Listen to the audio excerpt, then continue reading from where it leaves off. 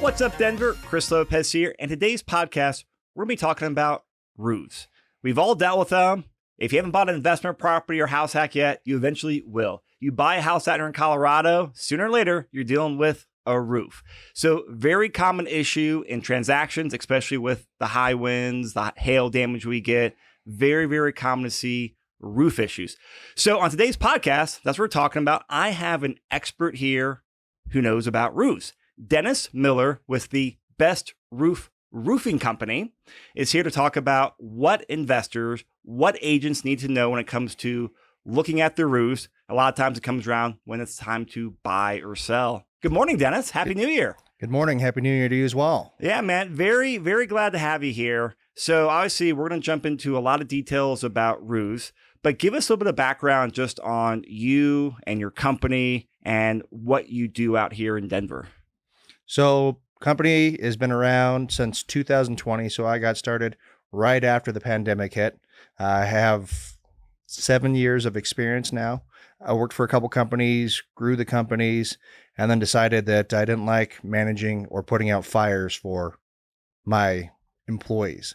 So decided to go off and start a company with my brother-in-law. So it's just the two of us. I'm on the north end of town. He's on the south end of town. And we specialize in real estate transactions. Our bread and butter come from real estate agents because unfortunately, a lot of times we don't know that there's an issue with the roof until something comes up with inspection. So for that reason, when we get called out, we try to make it out same day and make sure that we have proper communication and are able to get things done quickly. So dealing with roofs, the majority of roofs that we deal with are residential, but we do some commercial. But most of the investment opportunities that take place in the Denver metro area that we've dealt with have always been on the residential front. Yeah, that's definitely, a lot of investors own residential rentals. So let's just jump into and start with a very common scenario, the real estate transaction. Now, someone's either selling or they're buying. So let's look at it through like a buyer lens first, because there's two sides of transactions and, two parties involved on there. So for a lot of investors and just, homeowners in general, their first, introduction to a roof is they get a place under contract. They do their inspection. A lot of times that's with a general home inspector and they have, limited expertise in roofs. But a lot of times then, hey, there's a potential issue. We're going to call in the expert roof to come out and look at it. When you come out and look at us, walk us through what you do and the common scenarios you see when looking at roofs on the buy side.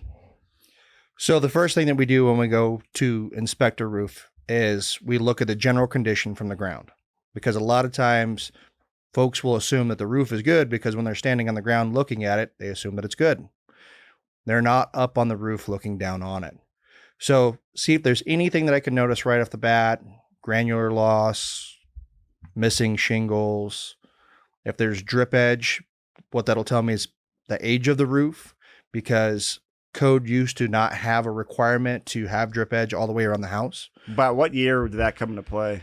I want to say 2015. Okay. Is pretty much so fairly recent then. Yep. That is when it required that you have drip edge all the way around the house. Now, obviously, you can go back to roofs that were installed 20 years ago to where they did that just because that was the better way to do it. Yeah. But when you have a situation where somebody's trying to eke out every single penny, they will cut every single corner that they can so they wouldn't have it all the way around the house. The other thing that we'll look for is staining on the roof, usually coming off HVAC pipes. If there's staining there, that's usually another indication that a roof may be older. But really, it's a matter of getting up on it. So set the ladder up against the gutter, start climbing up. First thing we'll do is we'll look for granules in the gutters. And then from there, I'll take and lift the shingle right at the eave to see if there's ice and water shield installed on the property. That's another telltale sign. Depending on the municipality, code requirement, some of them require that you have ice and water shield, some of them don't. So if it's a code requirement in a certain area and it's not there, then again, it tells me that it's an older roof. So what is ice and water shield? Is that like the Tyvek wrap type stuff? Very similar. The Tyvek is the synthetic underlayment that would go underneath the shingle, but at the eaves and in the valleys, it's a peel and stick underlayment that sticks directly to the wood decking. In Colorado, we get major temperature swings, so we get a lot of freeze thaw. Okay. So you can get where you're gutters get full of moisture and then it refreezes and it wants to go up underneath the shingle.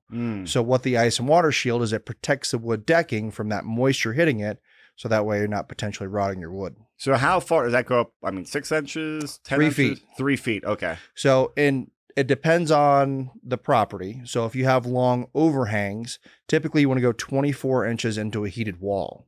So if you have 24-inch overhangs, then you may have 6 feet of it. Okay. That makes sense.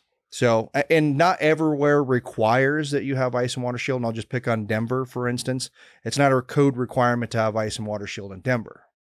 Now, one of the things that we do is on every single property, whether it's required by code, is we put ice and water shield on the property.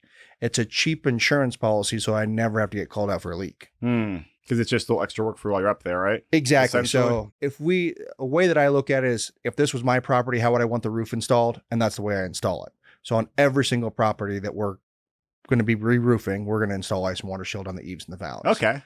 Now, also coming back to your question, what else am I looking for? When I get up on the roof, I'm just looking at the overall general condition of the shingle. Is there thermal cracking? Is there blistering? Is there hail damage? Is there wind damage? I'm looking for anything that may not be normal.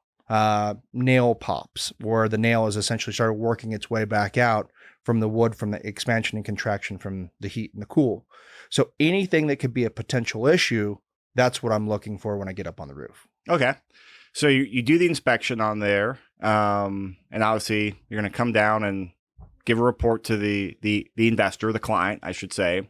What are the typical, just a couple typical outcomes you see, or typical roof styles? Because there's patterns out here with the damage and the age, like common scenarios. Oh, by far it's hail damage. Yeah. So that's going to be the most typical damage that we find is hail.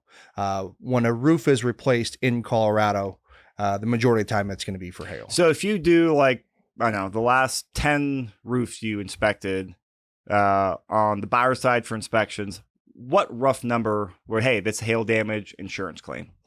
Well, it's kind of twofold. So sometimes I get called out for a pre-listing inspection to have the inspection done prior, so that way they don't know if there's any issues, or I'm being called out when they're being told by an inspector that there's damage to the roof. Yep. So if I'm being called out after an inspector says that there's damage, probably 80% of the time there's some sort of issue with the roof, whether it be wind or hail.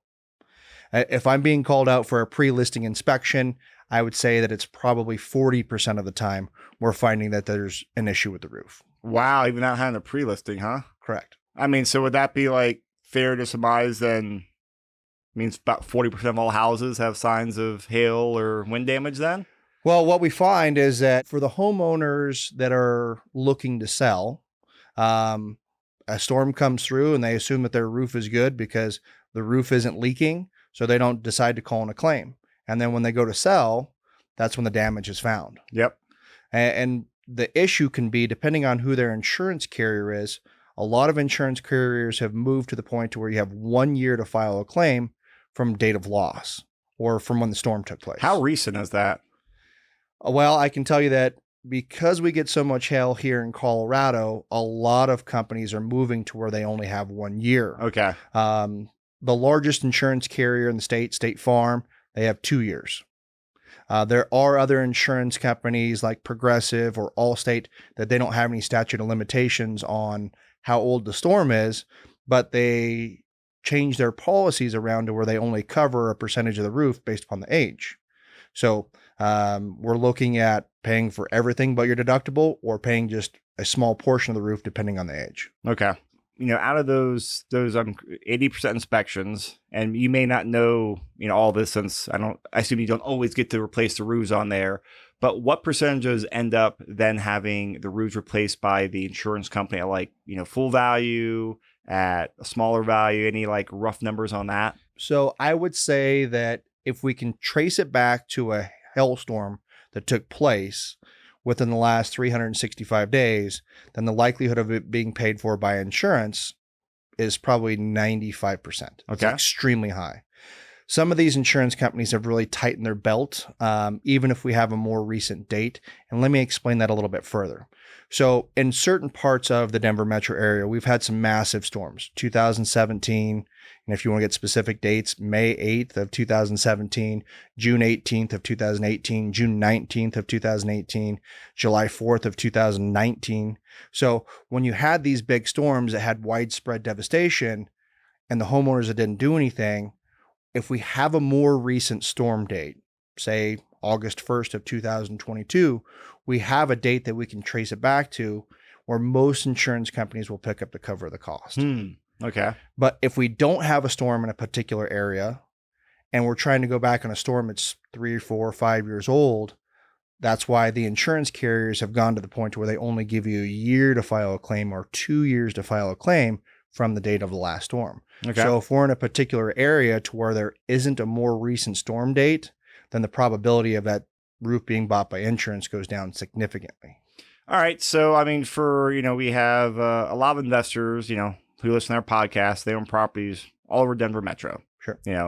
Denver, Aurora, Littleton, just all over the metro. So, they're probably not as in tune with what's happening in their properties when those, hail tracks come through or those hailstorms just nail the properties. How can investors with multiple properties, through Denver metro, monitor what's going on? And if a storm hits them, should they do anything proactively now since many insurance companies are doing this statute of limitations? What's your advice for investors in that situation? I think that they should have a relationship with a roofer or roofing company that they trust. And anytime that there's a storm, whether it be massive wind or hailstorms, have them go out and have the roof inspected. I know that I have commercial properties that we go out and we check on an annual basis just to make sure that the roof is up to snuff and that there's no issues. Having somebody in your Rolodex to where they could go out and inspect all your properties on an annual basis, if you have 2 properties, 5 properties, 10 properties, and then if an issue comes up, you already have a relationship with that person and then they can take care of it, whether it be minor repairs to prolong the life of the roof, or if there's damage from a storm to where then at that point they can see about filing a claim and not miss out on those statute of limitations. Yep. Okay. That makes sense. I want to go back around to the transaction process because talked about, hey, the roof, high probability there's wind or hail damage. We know the details about potential insurance claim. When it's not, a lot of times we see roof certifications. Tell us how that works and what that is. So what a roof certification is, it's a 5-year roof cert or certification stating based upon my professional opinion or our professional opinion, if the roof has at least 5 years worth of life left in it. So the way I look at it is if this was my property and I was going to purchase it, would I feel comfortable with the roof on the house? And if so, do I feel that it has at least 5 years worth of life left in it? If that's the case, then at that point, we'll go ahead and certify the roof.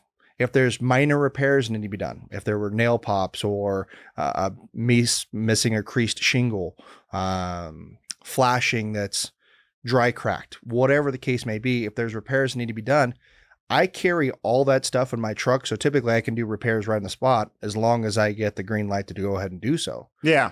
Time is money. And so if I can save myself from going out on a second trip, well, I always want to. Absolutely. It's good for everyone. Exactly. Yeah. So, okay. So if you come out there and do that, what's the general range of hey, this roof is, hey, there's a couple minor repairs. Is that a couple $100 a lot of times? What's just a typical range?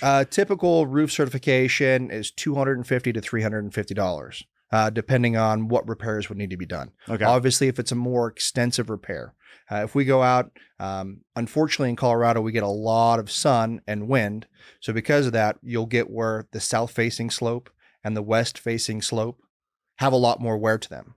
So in some cases, the north and east are still good, and we have to go out and essentially replace a quarter or half of the roof to be able to certify it.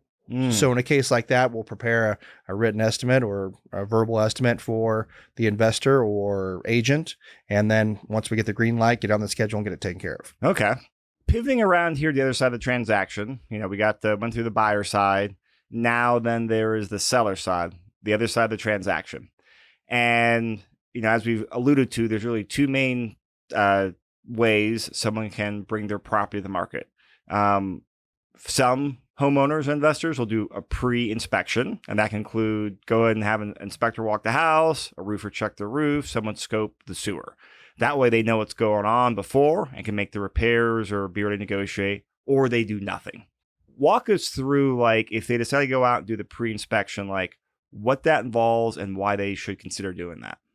So a pre-listing inspection is just that, going and checking it out to see if the roof is certifiable with repairs, if there's damage, if it needs a complete replacement, what the current status is of the roof, and what the expected life for the roof is going to be.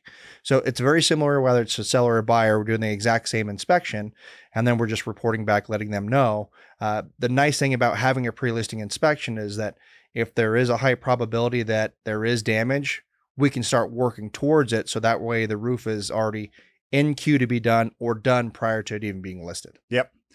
Yeah, and I mean, obviously, the last couple of years, or at least before interest rates went up, a lot of sellers did not have to do pre-listing inspections, and hey, whatever, buyer, deal with this, and even 20 other people get in line. Now with the market shift, sellers having to put a much better foot forward to, market and sell their property. And I think the pre-inspection in this market makes a lot more sense because it's going to help you identify those problems and ultimately help you sell the property, because those issues will pop up now or in 5 weeks when you list the property. Exactly. It goes under contract. So with the pre-inspection, what's the typical cost for that to be done? Nothing. So we don't charge anything to do a pre-listing inspection. Okay. So the only time that we would charge for roof certification is in the event that repairs are necessary. That's one of the perks of working with our company. And I would say I'm probably not the only one out there that does that, but having somebody to go out and inspect the property, and then if a roof certification needs to be issued, it's issued. So if you're on the sell side, having that to upload directly to the MLS is key. So that way, for a prospective buyer that the roof has already been checked out and it has a certification. Yep. Great. I like that a lot.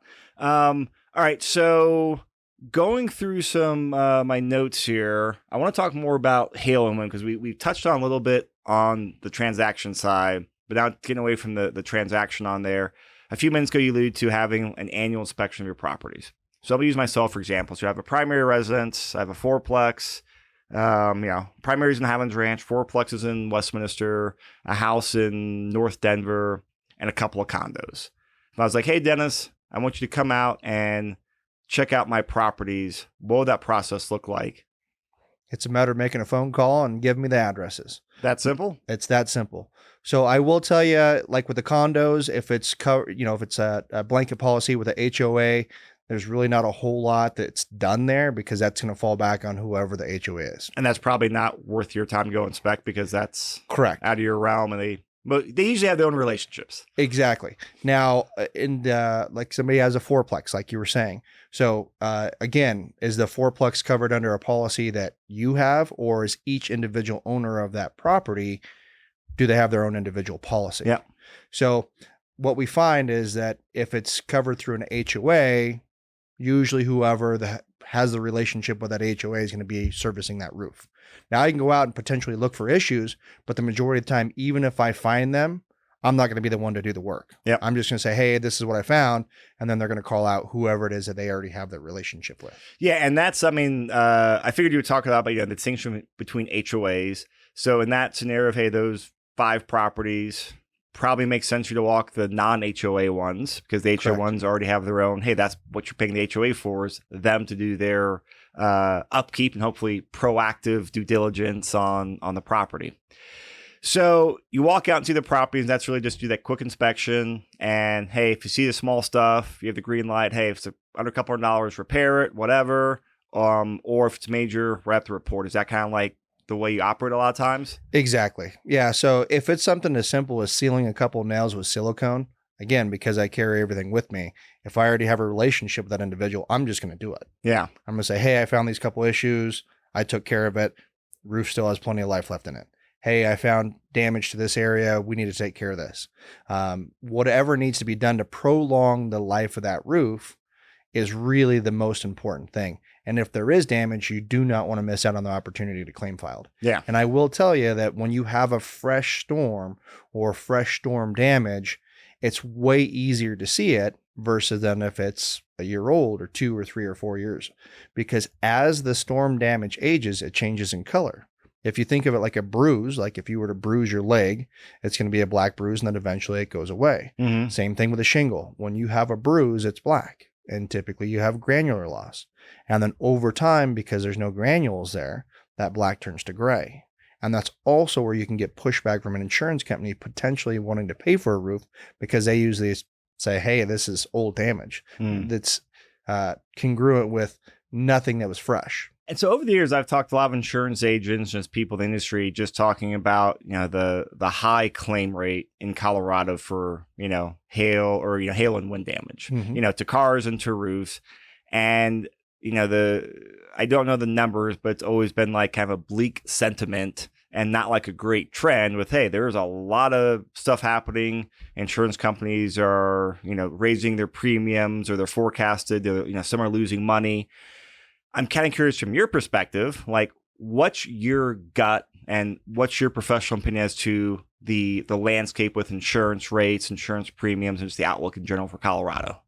So Colorado is the number 2 state in the country for hail damage. What's number Texas. 1? They're okay. But you got to keep in mind, Texas is huge. So, but that being said, we obviously have a lot of hail claims that are done here. So what we see where insurance companies are raising deductibles, a lot of times without even notifying the homeowner that they're raising it. So you'll have, say, $1,000 deductible on anything with the home with the exception of the roof for wind or hail. And it could be a $2,500 deductible or a $5,000 deductible, a $30,000 deductible I saw earlier this year. For like a roof on a single family? Correct. Yeah. I mean, that's the cost of a roof. The cost of the roof on that particular property was $12,000. Yeah. And their deductible is $30,000. So it didn't even make sense. It's just a way for the insurance company to get out of it. Yeah. But also what we're seeing is percentage deductibles. And that's based upon the amount that the policy was written for or the value of the home when the policy was written. So if you have a $500,000 house, which obviously is very low end here in the Denver metro, and you have a 1% deductible, well, then you have a $5,000 deductible. And if you have a $2 million property, now you have a $20,000 deductible. So having these higher deductibles, that's what a lot of insurance companies are moving to as a deterrent to stop homeowners from filing a claim. Okay, so that's the trend you're seeing on there, which, I mean, that's the game. That's the way it goes. So have you seen, like, and then there's so many variables, but have you seen like a sweet spot in terms of like particular company, particular like deductible structure, any kind of like sweet spots? Like, hey man, if I'm getting an insurance company right now, I'm working with these guys because they're kind of the best in town. Or, I've heard some like, hey, this company, holy smokes, get rid of them because if you have a roof claim, you're up a creek without a paddle. So I would say a lot of times it really depends on the adjuster that goes out, but there are certainly certain companies that have tougher criteria. So Allstate is typically one of the harder companies to. That's who I moved away from when I got details and thought I was like, oh, that I see why. So Allstate, their criteria, essentially what we do is we do a 10 by 10 area, so 100 square foot, and then we look for the number of hail hits in that particular area. I believe the Allstate right now is 13. Okay. Give us some context on there. So in a 100 square foot area, they're looking for 13 hail hits that they determine as a hail hit in that 100 square feet. And then if so, then they'll take care of that slope. And then they move to the other slope. And then each one of the slopes are looking for 13 hits in a 10 by 10 area. Kind of the industry standard is 10. Certain companies require 8.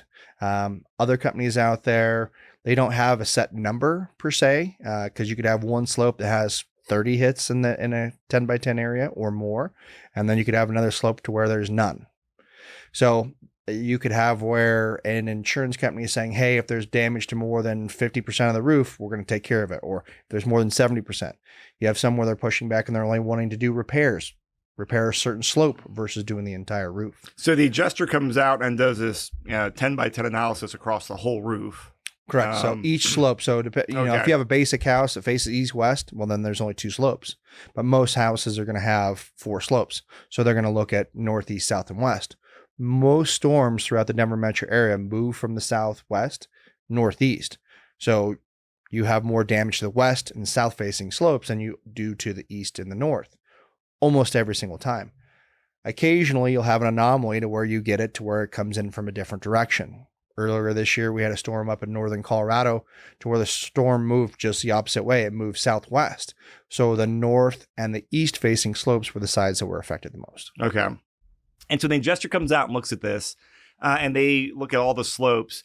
Do they take the aggregate of that to figure out, hey, you have 4 slopes and 2 out of the 4 meet the threshold, we replace the roof then? How does that kind of the multiple slopes and multiple 10 by 10 factors come into the analysis for replacing the roof?